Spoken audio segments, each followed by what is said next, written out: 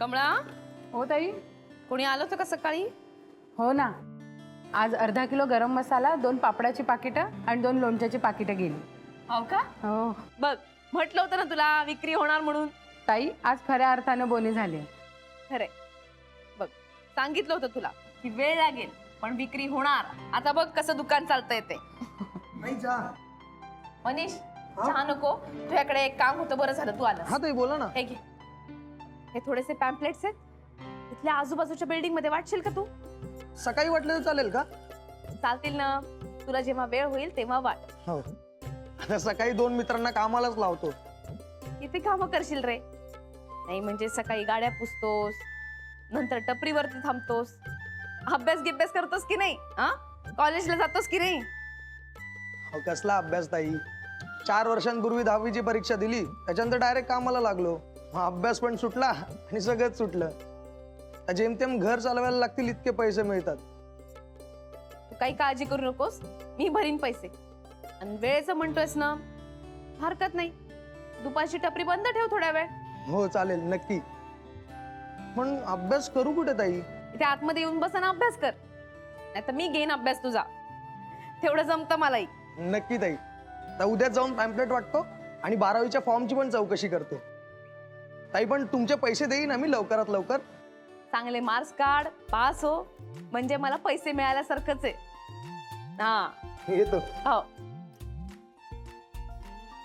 ताई, हा किती किती आणि कोणाकोणासाठी तुम्ही करणार हो? कमळा, अगं दुसऱ्याच्या चेहऱ्यावरती सुद्धा आनंद बघावा, त्यातही समाधान राहतं. अशीच माणसं जोडायची असतात ना. राधिका, सर, तुम्ही इथे? नमस्कार करते. अरे असू दे असू दे. तुम्हाला इथला पत्ता कोणी दिला? काय झालं, एका कामासाठी मी ॲक्टो लाईफमध्ये फोन केला होता, तेव्हा जेनीकडून कळलं तुझ्या या दुकानाबद्दल. तेव्हा तिच्याकडून पत्ता गेला आणि सरळ तुला भेटायला आलो. बरं झालं तुम्ही आलात. तुम्हाला दुकान दाखवते. हो. या.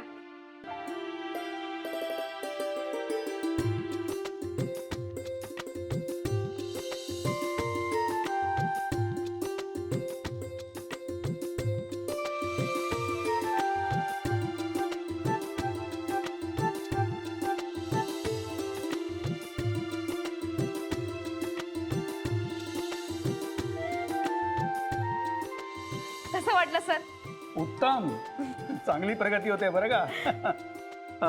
माझं एक काम होतं तुझ्याकडे. बोला ना सर. एका वेगळ्या कंपनीची खूप मोठी ऑर्डर आली आहे. त्यांना मसाले आणि पापड हवे आहेत. इतरही काही कंपन्या मागे लागल्या होत्या आम्हालाच एक कॉन्ट्रॅक्ट द्या म्हणून, पण मी म्हटलं क्वालिटी आणि परफेक्शनसाठी राधिका मसालेला पर्याय नाही. मग मी ठरवलं इथे येऊन तुलाच ऑर्डर द्यायची म्हणून. सर, तुम्ही माझ्यावर आणि माझ्या कामावरती इतका विश्वास दाखवताय, फार बरं वाटलं. अगं, एकदा एकत्र काम केलं की मला माणूस आणि त्याचे गुण कळतात. हे बघ, आपल्याला याही पेक्षा मोठं काम करायचं आहे आणि तुझ्यासारख्या शिस्तप्रिय आणि जिद्दी मुलीला मी बरा विसरेन. एक दिवस राधिका मसाले हे दुकान नसून मोठी कंपनी व्हायला हवी. ज्या दिवशी मार्केटमध्ये राधिका मसाले हा ब्रँड फेमस होईल ना, त्या दिवशी मला जास्त आनंद होईल. आणि तो दिवस फार दूर नाही आहे राधिका. तू हे लवकरच करशील, मला खात्री आहे. सर, तुमचा विश्वास मी नक्की खरा ठरवी. सर, चहा घेणार? हो, नक्की. मनीष, 2 चहा. Yes, yes, Mr. Karnik. By all means. 100%. We always work on quality and presentation also. And you know that better, right? Yeah. Yes, definitely we'll meet soon. Thank you. Have a great day. बोला. Ma'am, एक सांगायचं होतं. त्या बाजूच्या शॉपची owner आहे ना, तिला ना खूप मोठी ऑर्डर मिळाली आहे आणि आता तिचा बिझनेस खूप जोरात चालणार आहे.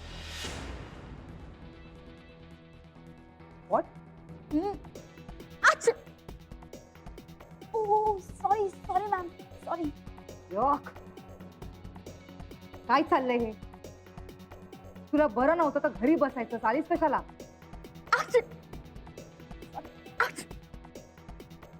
अहो ते मॅम, बाजूला हळद मसाला यांची उधळण चालू आहे ना, त्यामुळे मला जरा ॲलर्जी झाली, त्यामुळे शंका येतात.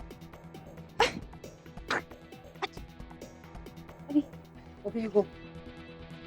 हो मॅम.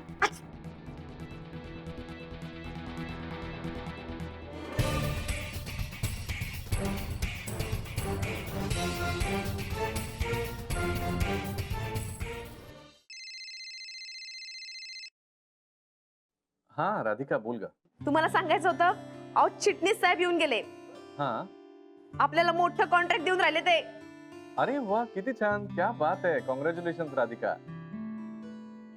मी तुला म्हटलं होतं ना, तुला आता एक ते बडकर एक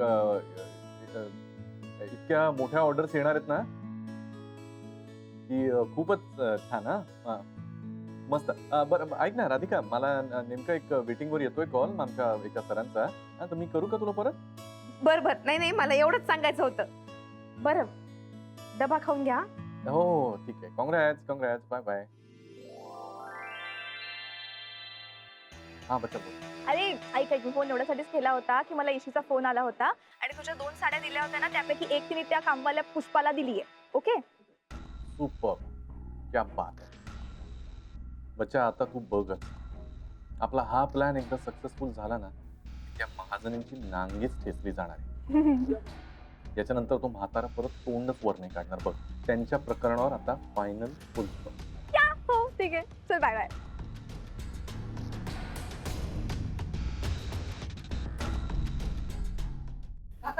ये ये ये. पराठे केले होते तुमच्यासाठी आणि वा वा वा वा वा. आणि हॉस्पिटलमध्ये जाल तेव्हा काकूनाही घेऊन जा. येणार. कशा आहेत काकू? सुधारते हळूहळू. रेवती, मला वेगळंच टेन्शन आहे अगं. खरं सांगायचं ना तर गुरुनाथचं हे वागणं मला अजिबात पसंत नाहीये. खरंय तुमचं.